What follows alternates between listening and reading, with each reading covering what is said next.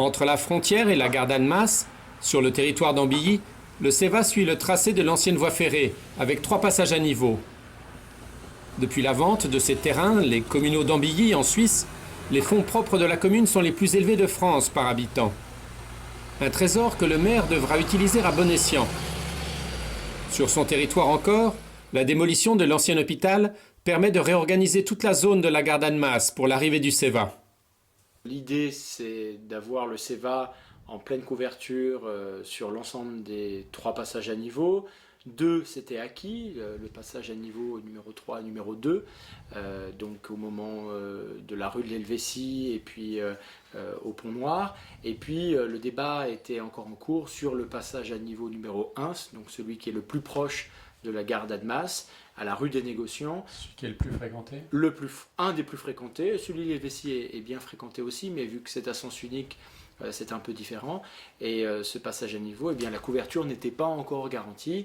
Et je viens d'apprendre techniquement, il y a très peu de temps, eh bien, que la couverture était possible. Alors maintenant que la couverture est possible, moi je demande à ce que ça puisse être fait et que nous puissions discuter du financement de cette couverture-là, parce que l'objectif, c'est d'avoir une voie verte sur l'ensemble du territoire ambillien. Oui, et puis en plus, avec, je crois qu'on prévoit jusqu'à 4 passages par heure, ça augmenterait les bouchons de manière importante. Alors, quoi qu'il arrive, il y aurait eu une forme de pont-route ou quelque chose qui serait passé par-dessus, donc le train, il n'y aurait plus de passage à niveau, quoi qu'il arrive. Mais pour autant, ça aurait augmenté des nuisances, et les nuisances notamment en termes de bruit, les nuisances en termes de perspectives paysagères. Et pour nous, c'était inacceptable d'avoir une tranchée ouverte. Et ça l'est toujours aujourd'hui. C'est encore un combat que j'ai envie de mener et qu'on continuera à mener avec mon équipe municipale.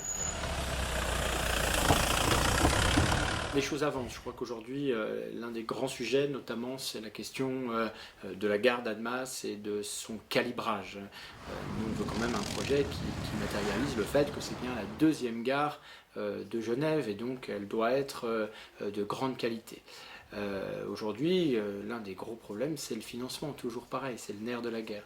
Mais nous devons garder cet objectif. Annemasse, aujourd'hui, vous l'avez dit d'une certaine manière, doit se voir en grand dans le Grand Genève. On n'est plus une simple banlieue, sorte de petit îlot à côté de Genève. Nous sommes une agglomération importante, nous sommes une agglomération qui avons envie de progresser notamment sur tout ce qui est services, sur le dynamisme économique notamment, mais aussi sur le campus de formation supérieure que j'ai proposé à l'agglomération qui a été accepté, parce que nous voulons être aux côtés de Genève dans le Grand Genève.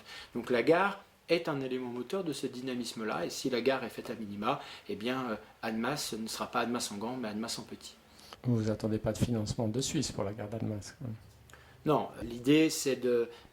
déjà, il faut arrêter de demander aux Suisses pour toujours demander aux Suisses financez-nous, financez-nous. Nous avons aussi des moyens de financement, bien heureusement. Maintenant, on partage aujourd'hui un destin commun. Et dans ce destin commun, les financements se calibrent sur l'ensemble des projets, notamment sur le tram où il y a un financement genevois. Mais c'est normal que nous ayons ce genre de financement-là. Maintenant, sur la gare, aujourd'hui, nous sommes sur le bouclage financier. Et sur le bouclage financier, ce que l'on travaille, c'est, pas uniquement la gare pour ce qu'elle est, mais l'environnement qui est autour de la gare et le dynamisme qu'elle peut apporter. Et c'est parfois là, justement, qu'on peut peut-être avoir des difficultés sur le financement. En termes de fonctionnalité, ça ne changera rien. Par rapport aux tarifs qui seront pratiqués sur le CEVA, il semble que ça ne soit pas encore décidé. Moi, ma position, c'est que si on travaille sur le Grand Genève, il faut que l'on considère l'ensemble du bassin comme étant le territoire pertinent pour appliquer aussi la question tarifaire.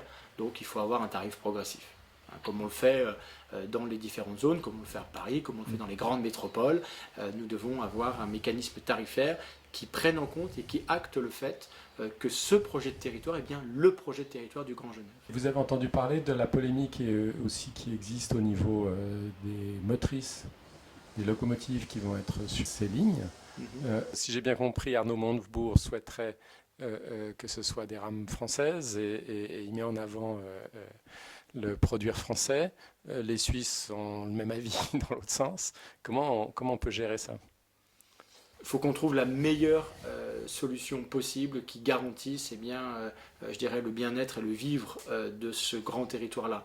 Donc si la solution c'est d'avoir une discussion entre les deux États, ça serait ma position, parce que nous sommes typiquement sur le territoire national français, je suis maire de la République française, mais en même temps je vis avec un territoire qui aujourd'hui est mon territoire de vie, mon bassin de vie, celui qui nous procure une richesse, pas uniquement au niveau financier, mais aussi en termes culturels ou autres, et donc nous devons trouver la meilleure solution. Si on reste uniquement posé sur les logiques nationales et qu'on ne constate pas assez que les dynamiques transfrontalières peuvent être la véritable pertinence dans ce domaine-là, on aura loupé quelque chose.